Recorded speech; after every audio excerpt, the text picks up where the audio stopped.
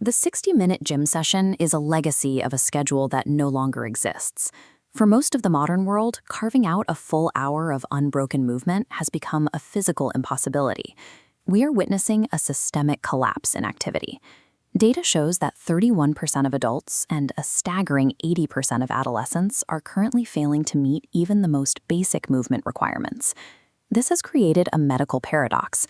While we have successfully extended the human lifespan through intervention, our health spans are flatlining. We are living longer, but we are spending those extra decades in a state of chronic decline. When an entire population enters a state of prolonged biological failure, it ceases to be a personal health struggle. It becomes a macroeconomic crisis.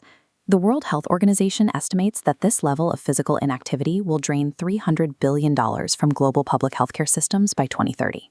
That $30 billion annual burden is fueled by non-communicable diseases, specifically cardiovascular failure and diabetes, which are currently overwhelming national infrastructures. This fiscal reality was at the center of Dr. Rhonda Patrick's testimony to the U.S. Senate Special Committee on Aging.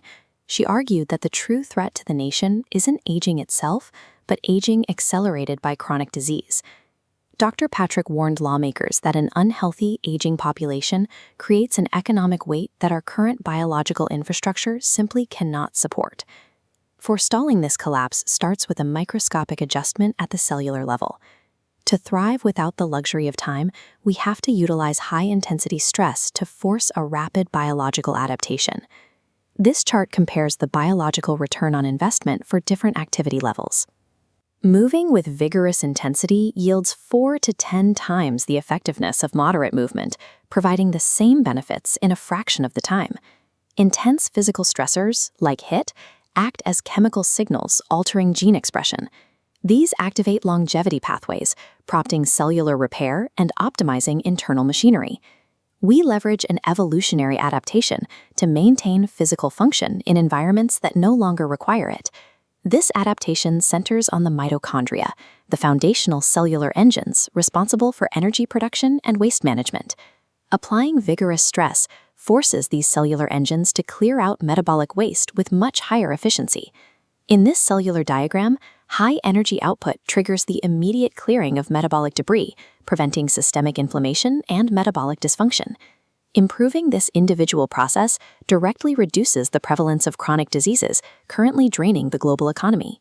An aging workforce with optimized mitochondria remains a productive economic contributor rather than a strain on healthcare resources. For the modern worker, the most effective application of this data is the exercise snacking protocol. The WHO guidelines confirm that every minute of movement counts. The hour-long gym session has become scientifically unnecessary for basic health maintenance. This timeline illustrates the protocol. You take a sedentary 8-hour workday and break it up by sprinkling in 1 to 3 minute bursts of maximum effort. These microdoses of intensity replicate the brief, acute stressors our ancestors encountered, effectively interrupting the lethargy of the modern office. Regular snacking functions as essential biological maintenance for the modern economy. You can permanently set aside the guilt of the missed 1-hour workout. Commit instead to a 30-day challenge, 1 to 3 microdoses of vigorous intensity every single day. This exponential curve shows how these 2-minute daily habits compound over time. Small biological investments made today yield a significantly longer, healthier health span. This challenge is about taking personal ownership over your own biological infrastructure.